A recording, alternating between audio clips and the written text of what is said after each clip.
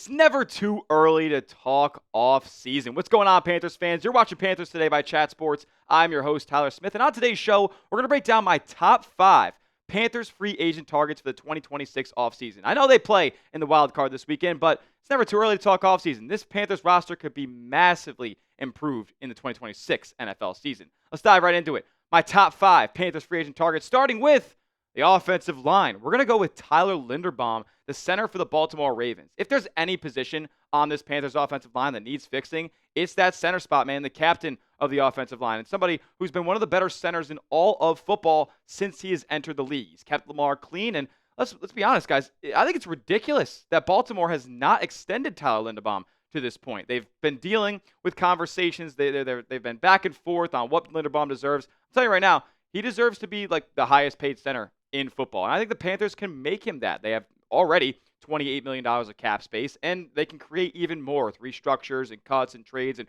whatever means necessary to make this team even better. So I'm all over bringing Tyler Linderbaum to Carolina if the opportunity is there.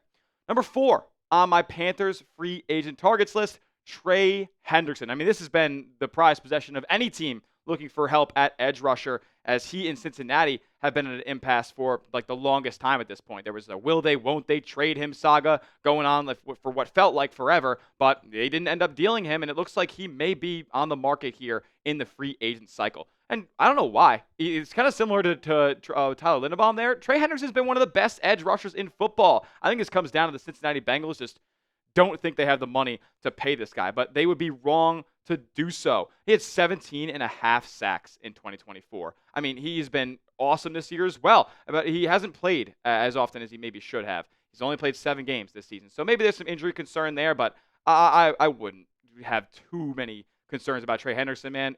35 sacks in 2 seasons. You don't just do that. Like, this guy can finish plays, and I think one of the biggest position groups on this Panthers roster that needs to be improved is that edge rusher spot. They've been pretty weak at getting to the quarterback this season, so Trey Hendrickson would flip that entire pass rush on its head.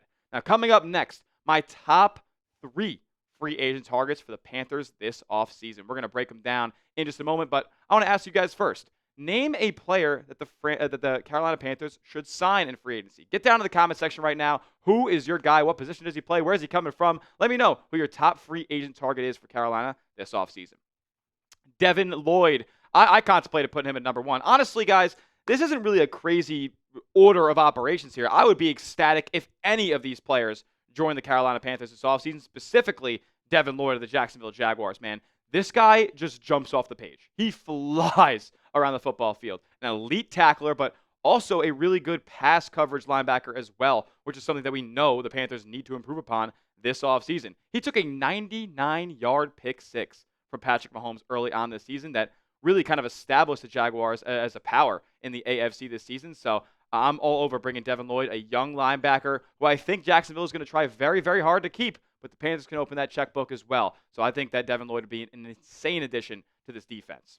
Let's throw it back to edge rusher here with my number 2 pick on the Panthers free agent targets list, and that's Jaelan Phillips, somebody who was traded for by Philadelphia for pennies on the dollar. Have you heard that story before? Yeah, that's the story of Howie Roseman. But this guy has honestly taken the Eagles pass rush to the next level this season. I know they already have a bunch of talent at that spot. They got Brandon Graham coming back this season as well. They got Jalen Carter, Moro Ajomo. They just activated Aziz Ojolari's practice window from IR. So the Eagles have an embarrassment of riches at the edge rusher spot. I think this was an addition that they made just to try to go get themselves over the top. Go try to give themselves the best chance they can to win back-to-back Super Bowls. I don't know if they'll have the money to pay Jaelan Phillips this offseason, so he's going to be hitting the open market, and as long as he's healthy, he's one of, if not the best edge rusher on the market this offseason. My number 1 pick. We're going to kill 2 birds with 1 stone here. We're going to get the Panthers offense better, going to give Bryce Young some targets, and we're going to deplete the in-division rival Atlanta Falcons with Kyle Pitts, my number 1 free agent target for the Carolina Panthers at the tight end spot. This guy, for the longest time, at the start of his NFL career, just hasn't been what everybody chalked him out to be, right? They were calling him a transformative tight end, like the next Shannon Sharp, people were calling him, because he lined up on the outside on the boundary, but he was also able to get stuff done in the slot too. and it just never really panned out for him. And look, Atlanta's been a dumpster fire for most of the time that Kyle Pitts has been in town.